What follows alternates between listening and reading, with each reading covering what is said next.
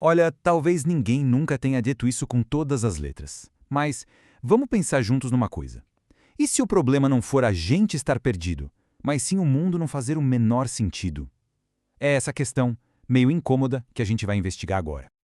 Ok, vamos lá. É muito curioso como alguém pode ter uma vida que, no papel, parece simplesmente perfeita. Sabe? Carreira decolando, relacionamentos em ordem, tudo no seu devido lugar, ticado na lista. E mesmo assim, a pessoa acorda todo dia com aquela sensação estranha, sabe? Aquele sentimento de que tem alguma coisa fora do lugar. Não chega a ser tristeza, não é bem cansaço nem tédio. É outra coisa. Um vazio.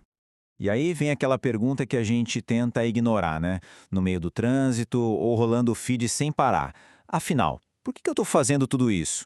Essa pergunta é tipo um vírus, e quanto mais a gente pensa, quanto mais a gente tem consciência das coisas, mais forte ela fica. E o ponto central que a gente vai explorar aqui é exatamente este. E se esse vazio todo não for uma falha pessoal? E se ele for, na verdade, só o efeito colateral de se estar bem, de se estar acordado demais num mundo que, francamente, perdeu seus manuais de instrução há muito tempo? Vamos começar por aí, então. Entender por que essa sensação é tão comum hoje em dia. Isso é uma crise moderna e ela tem raízes bem profundas. A gente vive essa dissonância o tempo todo. De um lado, você tem todos os marcadores de sucesso que a sociedade aplaude de pé. Do outro, essa sensação interna que nem tem nome direito, esse vazio que nada parece preencher. É um paradoxo, né? Vivemos na era com mais liberdade de informação da história, mas ao mesmo tempo com índices recordes de ansiedade e depressão. E aqui vem a verdade meio brutal. Quanto mais a gente entende o mundo pela ciência, pela razão, menos ele parece oferecer um porquê de bandeja. As antigas certezas, aquelas que davam um norte para tudo, elas desmoronaram. E o que sobrou para a gente foi a liberdade, mas também o vácuo que ela deixou. Agora a gente vai para uma explicação um pouco mais filosófica. A ideia de que a nossa própria consciência é, de certa forma, uma falha da evolução. É isso mesmo, uma falha. Tem um filósofo norueguês, o Peter Wessel Zapp, que dizia que a consciência humana foi um erro da natureza. A gente ganhou a capacidade de se perguntar por quê, de questionar a existência, mas isso não necessariamente nos ajuda a sobreviver. Muito pelo contrário. O Zapf chamou isso de tragédia da consciência. Pensa bem, somos o único animal que tem plena certeza de que vai morrer. E ao mesmo tempo a gente carrega esse impulso desesperado para encontrar um sentido que dure para sempre. É uma contradição que não tem como resolver e que pode gerar uma espécie de paralisia. E aí, para complicar, chega o Jean-Paul Sartre com essa frase que parece bonita, mas na verdade é uma sentença pesada. Estar condenado a ser livre significa que não tem para onde fugir da responsabilidade de ter que escolher o tempo todo.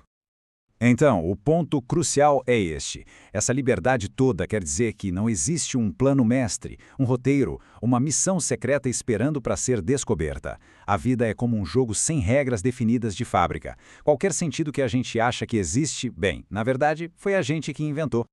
Ok, saindo um pouco da filosofia e mergulhando na biologia. Vamos ver como o nosso próprio cérebro, a nossa fiação interna, pode sabotar essa busca por sentido. A bateria não é só filosófica, não, ela é neurológica. Nosso cérebro não foi projetado para a felicidade constante. Ele foi projetado para a sobrevivência. E para isso, ele usa o ciclo da dopamina, que é, basicamente, um ciclo de eterna insatisfação. A dopamina não dá a sensação de realização, ela dá motivação para buscar. O prazer está na corrida, não na linha de chegada. É por isso que depois de cada conquista vem aquele, tá, e agora?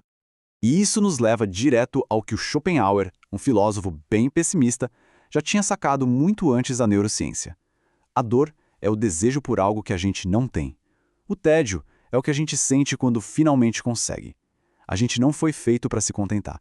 A gente foi feito para desejar mais. E como se não bastasse a filosofia e a biologia jogando contra, ainda tem a pressão da nossa cultura. A modernidade transformou a busca por um propósito em mais uma obrigação, sabe? Mais uma coisa para a gente performar. A grande mudança foi na fonte desse propósito. Antigamente ele vinha pronto, era herdado da comunidade, de Deus, da pátria, da família. Hoje ele tem que ser inventado, individualmente. E essa invenção virou um mercado gigantesco. Branding pessoal, encontre sua paixão, códigos de alta performance. O propósito virou um produto de prateleira. A promessa era de liberdade, mas ela veio com um preço altíssimo. Com o fim daquelas certezas antigas, cada um de nós herdou a responsabilidade de criar, sozinho, do absoluto zero, um sentido para a própria vida. É um peso enorme. E isso cria uma cultura bem tóxica, que a gente pode chamar de meritocracia da emoção. A mensagem que fica no ar é: se alguém não está feliz, realizado, com um propósito claro e brilhante, a culpa é da própria pessoa.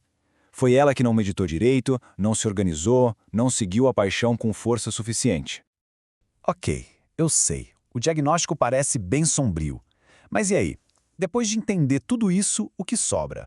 Será que tem uma resposta? Vamos ver como é possível criar sentido apesar de tudo isso. E para isso, a gente precisa entender o conceito de absurdo de outro filósofo, o Albert Camus. Para ele, o absurdo não é a vida não ter sentido ou nós sermos sem sentido. O absurdo nasce do choque, do confronto, entre o nosso grito desesperado por um significado e o silêncio total e indiferente do universo. E aqui está a grande virada de chave. O ponto crucial de tudo isso. O sentido da vida não é algo que a gente descobre, como um tesouro escondido. É algo que a gente cria. Na raça, no dia a dia, no meio da confusão e da incerteza. E construir esse sentido não tem a ver com atos heróicos ou grandes revelações. Tem a ver com as pequenas escolhas diárias. É dar sentido a um trabalho feito com ética, mesmo que ninguém veja. É cultivar um relacionamento com cuidado. É transformar o caos da vida em um gesto consciente. O Camus chamava isso de revolta lúcida. No fim das contas, a busca por um propósito não termina com uma resposta final, mas sim com uma decisão.